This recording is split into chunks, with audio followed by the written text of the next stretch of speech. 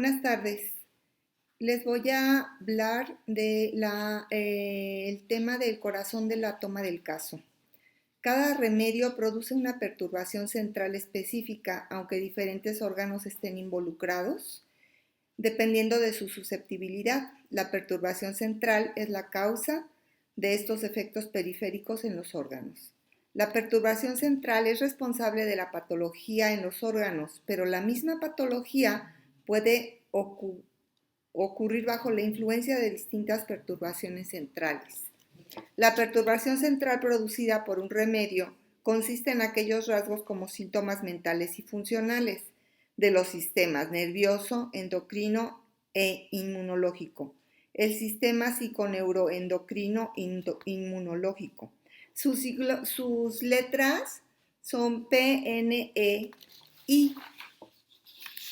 Los síntomas PNEI de un remedio permanecen más o menos fijos. Los remedios producen enfermedades artificiales, la perturbación central sucede primero y luego viene la patología periférica. En la práctica hallamos pacientes cuya perturbación central indica el mismo remedio, sin embargo padecen patologías distintas. Las peculiaridades locales también indican la perturbación central, aunque la patología dependa de la susceptibilidad individual. Las peculiaridades dependen de la naturaleza de la perturbación central. Las características de los síntomas particulares también expresan la perturbación central, junto con los síntomas mentales y generales. Por lo tanto, los síntomas locales pueden ayudarnos si distinguimos entre lo que es común a la patología y lo que es peculiar. Lo peculiar es una expresión de la perturbación central. Al tomar un caso, es averiguar esta perturbación central oculta por los rasgos de una patología periférica. A medida que pasa el tiempo, se añaden más y más y más. En un caso agudo, la perturbación central está menos tapada de la vista. En un caso crónico, la perturbación está más tapada. El médico tendrá que hacer un mayor esfuerzo para averiguar los síntomas originales. Dos factores contribuyen a tapar la perturbación central: los síntomas de la situación del paciente y los síntomas de la patología. El estado mental ha de ser juzgado en el contexto de la situación. Aforismo 211 del Organón nos dice: el estado de la disposición del paciente a menudo es el factor más determinante por ser un síntoma característico. Hahnemann declara que todas las características del paciente, su estado mental, es la más fácil de descubrir. A cada paciente hay que juzgarle teniendo en mente su situación. Solamente entonces podemos ver lo que le individualiza. La característica de la persona y características de la situación. La edad, el sexo, la profesión, la educación, la nacionalidad, la religión, la familia, los padres, etc. Todos dejan su marca en la persona. Produciendo ciertos rasgos específicos de los síntomas que descubrimos, hemos de desestimar aquellos que se puedan explicar por la situación del paciente.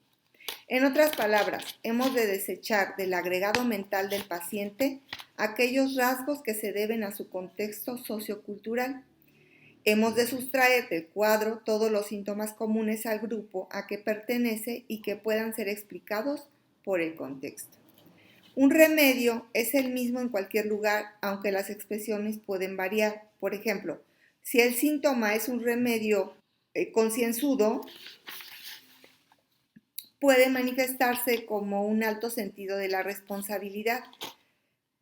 Puede que se manifieste como una extrema cualidad en el aprendizaje de las escrituras, pero ambos tienen en común la conciencia como rasgo. Si una persona es muy trabajadora, incluso en sus vacaciones, tendríamos que preguntar si lo que lo hace ser así puede ser debido a su conciencia o a su ansiedad por los horarios, o puede que se sienta mejor estando ocupada, o que es muy ambicioso, o que pueda o quiera evitar la compañía de los demás, especialmente de su familia.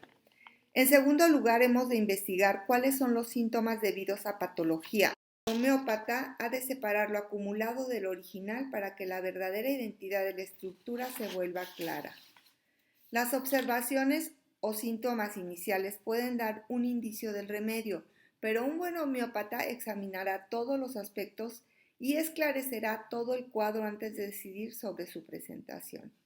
En la toma del caso, rara vez encontramos en el paciente todas las características del remedio. Tenemos que estudiar todo lo que encontramos y ver qué remedio encaja con esto. En la toma del caso, no esperemos que todas las características de un remedio existan en un paciente. En breve, no hemos de descartar un remedio por no hallar en el paciente los síntomas del remedio. Lo hemos de descartar únicamente si los síntomas característicos del paciente no figuran en el remedio. En la toma del caso se empieza preguntando al paciente todo lo relacionado con sus antecedentes y mientras lo cuenta ahí hay que observarlo atentamente, sus gestos, sus movimientos, su actitud y manera de hablar. Las primeras preguntas se trata de averiguar de dónde procede, quiénes fueron sus padres, cuál es su ocupación, su historia de vida, su educación o profesión, matrimonio, cuáles son sus intereses. Se intenta buscar aquellas cosas que son raras o peculiares. Este tipo de charla informal saca a la luz de forma inconsciente la mayoría de los rasgos de su mente y aparecen los detalles de cómo piensa y cómo siente. Las impresiones que recojamos de esta manera han de ser confirmadas varias veces en varias situaciones antes de podernos fiar de ello para la búsqueda del remedio adecuado. Por lo tanto, hemos de estar muy seguros de los síntomas en los que nos vamos a apoyar. En la toma del caso siempre se formulan preguntas en sentido opuesto, como por ejemplo, si deseamos saber si el paciente es dócil, preguntar, ¿te enfadas a veces? Un paciente dócil dirá después de pensarlo mucho, hace ya tanto tiempo. Observar la expresión en la cara del acompañante mientras el paciente cuenta sus síntomas. A menudo veremos un gesto afirmativo o negativo de la cabeza señalando el acuerdo o desacuerdo de esta persona con lo que cuenta el paciente de sí mismo. Mirar cómo se expresa un síntoma. Preguntamos al paciente, ¿te da miedo la oscuridad? Él dirá nunca.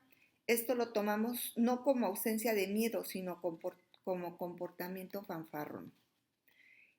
El síntoma expresado con espontaneidad, claridad e intensidad cobra el máximo valor. Por lo tanto, vigilar aquellos síntomas que se prolongan más allá de la respuesta directa a preguntas específicas. Si no podemos obtener los síntomas característicos del estado actual del paciente, tendremos que retroceder al tiempo cuando hubo características por última vez y podamos buscarlas en 3 situaciones. Características después de una situación estresante, características de la enfermedad antes de medicarse. Si existe una carencia de ambas, entonces hemos de obtener los rasgos característicos del paciente en su infancia. Los homeópatas principiantes a menudo sienten la necesidad de formular pregunta tras pregunta, especialmente si el paciente para de hablar. Esto hay que evitarlo a toda costa. La mayoría de los pacientes sacan a relucir los mejores síntomas si damos una pausa después de la respuesta. El paciente debe sentir que el médico es alguien a quien le preocupa, en quien puede confiar y a quien puede revelarle todo, y solo entonces se abrirá de verdad con nosotros.